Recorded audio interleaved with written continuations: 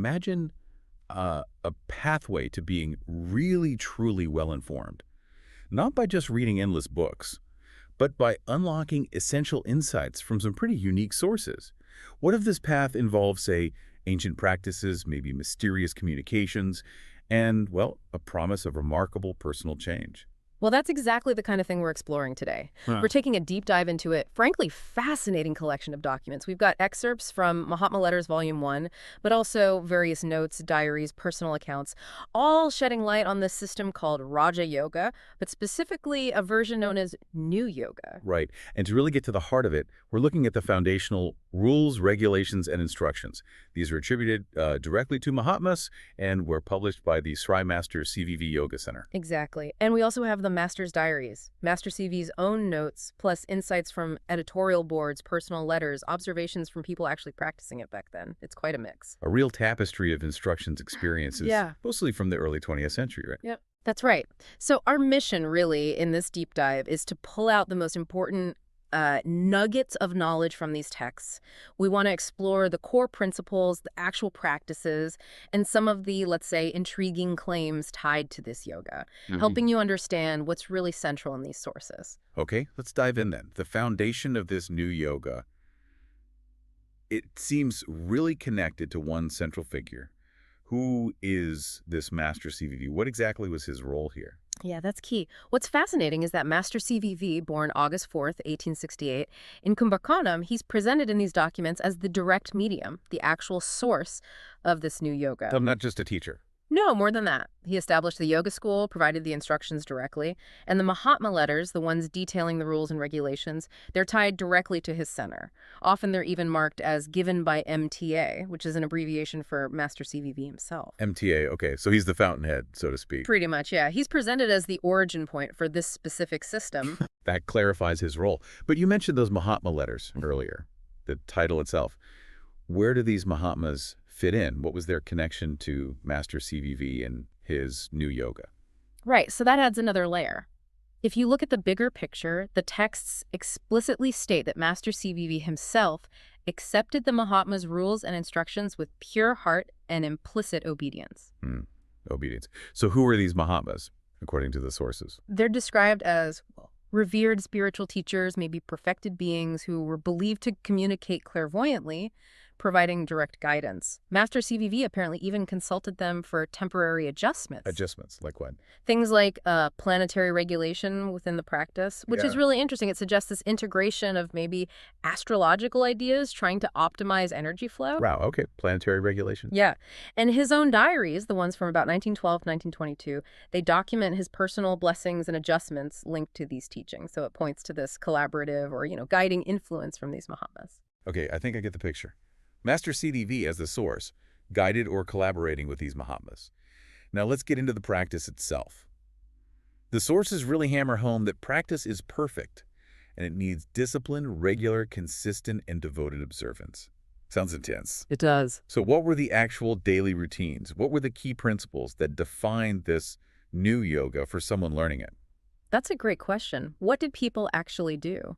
The documents lay out some surprisingly specific guidelines. First off, the whole system is built on those rules, regulations, and instructions from Master C.V.V. Ones often conveyed through mediums. Exactly, and they were seen as golden instructions.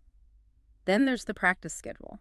Adherents were told to practice punctually at set times like 6 a.m. and 8 p.m. Punctually. How long? Sometimes just 5 minutes, but also potentially longer periods throughout the day and night. We see one pupil schedule mentioning 9 p.m. and 8 p.m. practices too. It implies a real commitment. Only 5 minutes, but absolutely on time.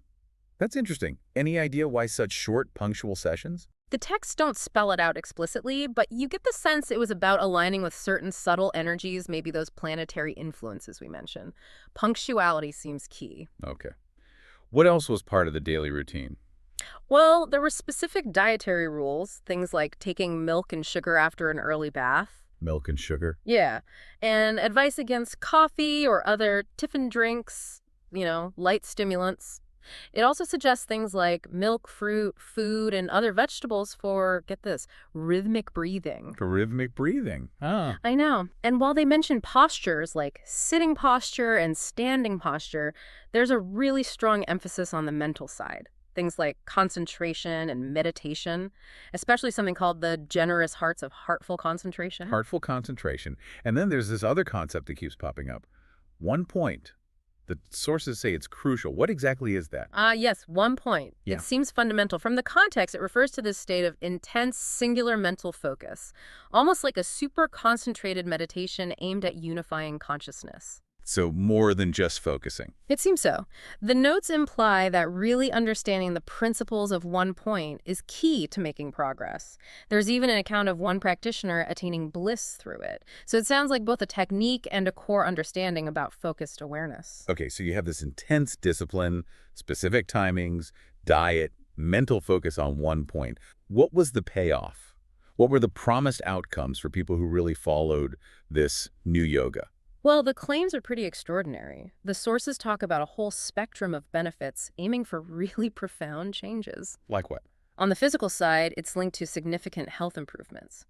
Master C.V.V.'s blessings, channeled through the practice presumably, were said to relieve chronic diseases, pain, and a really wide range of conditions. Such as? Things like fever, constipation, epilepsy, even paralysis. They mention the idea of prana supplied by Mahatma restoring health.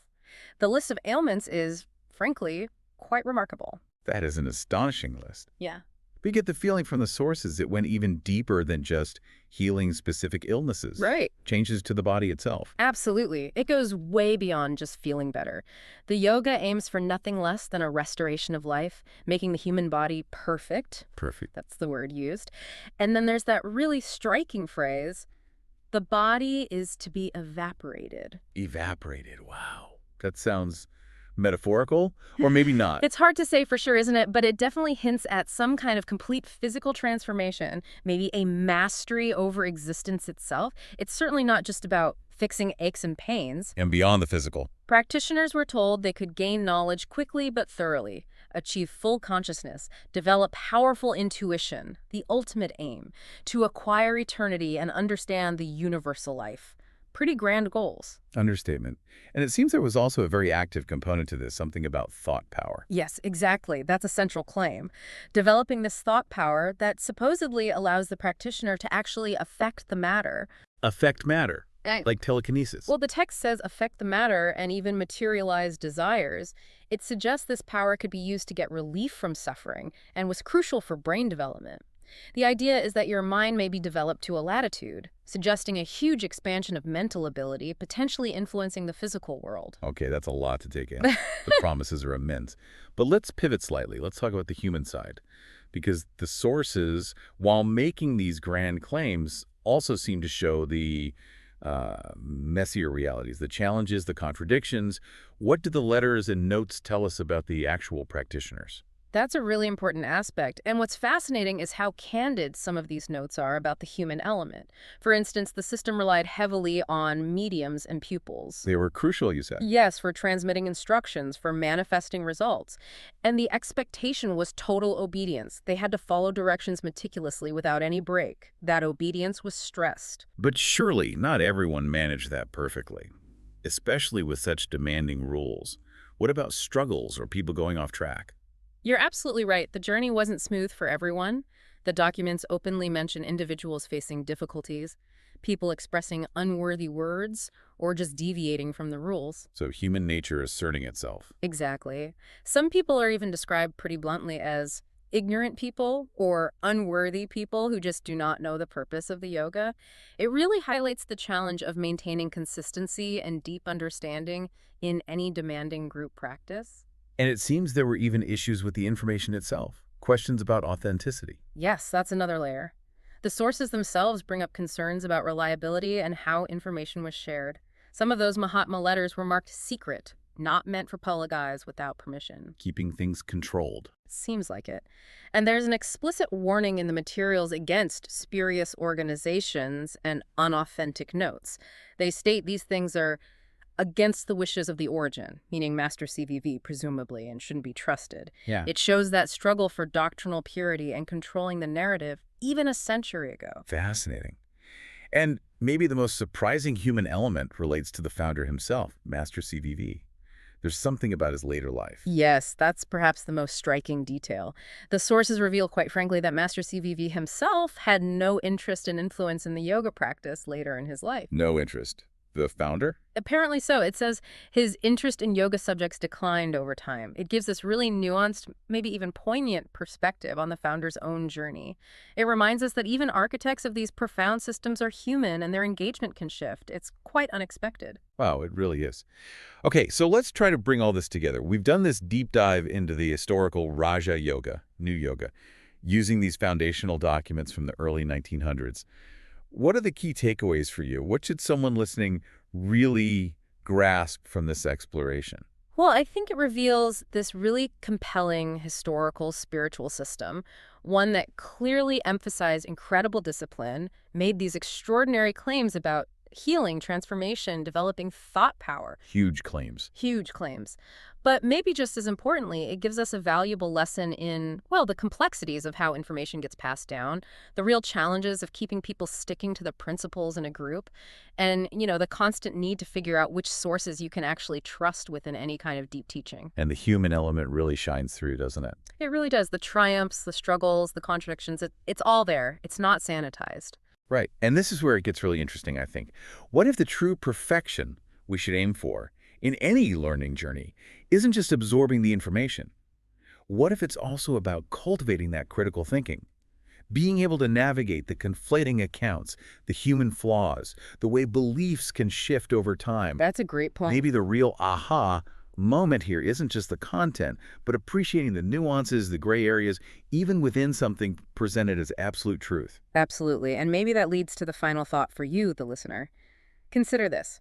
How do the lessons from this century-old spiritual tradition, with all its documented successes, yes, but also its internal challenges and human complexities, how does that inform your approach to learning, to acquiring knowledge, and crucially verifying sources in our own age, which is just flooded with information?